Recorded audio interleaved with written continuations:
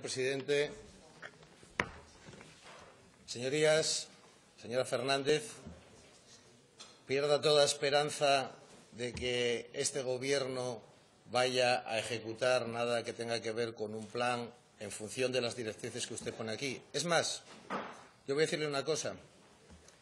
Por un lado, lo que está sucediendo con la Universidad Juan Carlos I y, por otro lado, con los ERE de Andalucía, lo que ponen de manifiesto es la burbuja educativa y formativa que ha habido en España, en donde los intermediarios se convirtieron en el objetivo final de millones de euros procedentes de Europa para la formación. Mire, nosotros vamos a apoyar la moción que usted presenta, aunque repito que es un poquitín, a nuestro juicio, un poquitín inútil. Cuando uno coge las directivas europeas, ¿qué ve? Ve dos cosas. Primero, España desde hace 30 años tiene un paro estructural.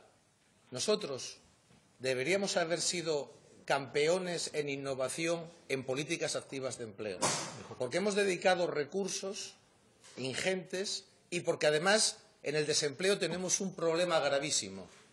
¿Cuál es el resultado? Usted ha dado los datos. Miren, este tema, que además seguramente cobrará un protagonismo mayor en esta Cámara los próximos meses, es un problema de gran calado y quinta esencia muchos de los males en los cuales hemos estado inmersos la política española en los últimos 15 o 20 años. Mire, en primer lugar, cualquier política supuestamente activa de empleo, que en muchos casos han sido pasivas de empleo, tiene que estar vinculada a resultados. Práctica completamente ajena a lo que ha habido en España en los últimos años. A la reducción de los periodos de desempleo, a una inserción efectiva. Pida datos continuados en los últimos 10 años en el Principado de Asturias sobre inserción de desempleados de manera efectiva. En segundo lugar, seguimiento, ejecución y evaluación de estas políticas activas de empleo y transparencia. Olvídese, no existe tampoco. No existe en general en ninguna comunidad autónoma española. Si no hubiera sido imposible, en fin, el caso de los ERE hubiera sido imposible.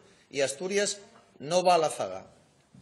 En tercer lugar, tiene un componente grande de fraude, así como estábamos hablando del fraude que supone la titulitis y cómo de alguna manera la obtención de muchos títulos en estos momentos reglados en España no significan absolutamente nada. Aquí habría que decir también que en este viaje lo que ha caído es la calidad respecto a los títulos expedidos o a los cursos hechos o a las certificaciones realizadas.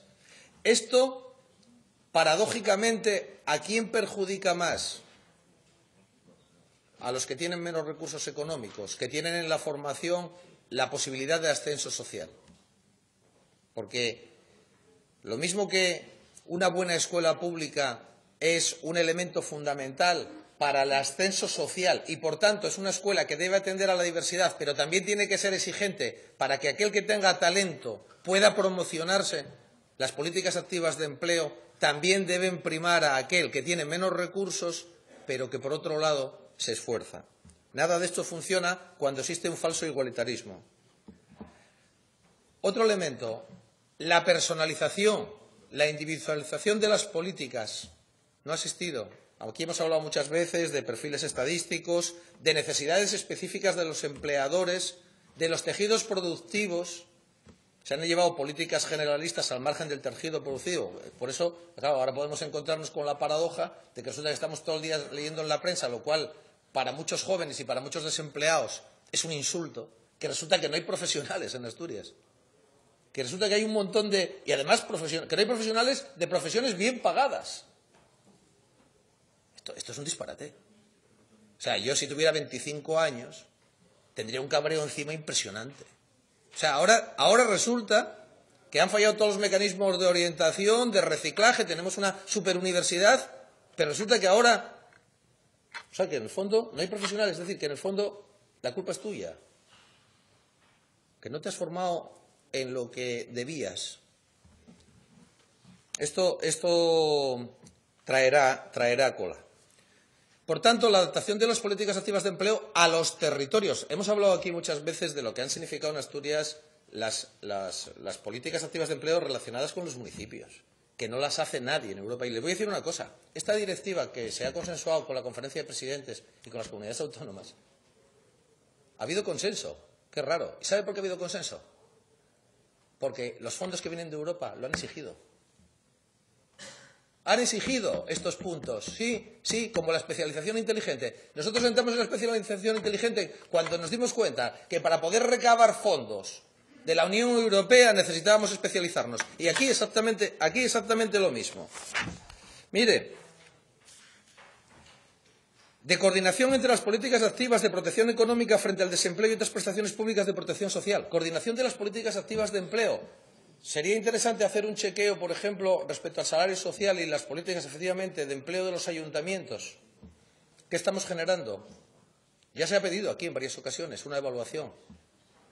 A ver si no hay redundancias, no hay descoordinaciones y, en el fondo, lo que estamos haciendo es un círculo vicioso. Porque, claro, como no tenemos datos ni tampoco somos capaces de poder evaluarlo, fomento de la cultura emprendedora, modernización de los servicios públicos de empleo, ir por la línea de la orientación, no insisto más porque, mire, vamos a apoyar su propuesta. Pero le voy a decir una cosa, olvídese, primero porque el plan, mira, su propuesta tiene un fallo.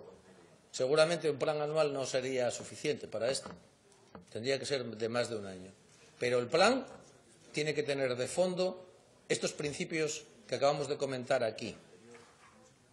Y eso significa, en estos momentos en Asturias, una revolución radical de las políticas activas de empleo.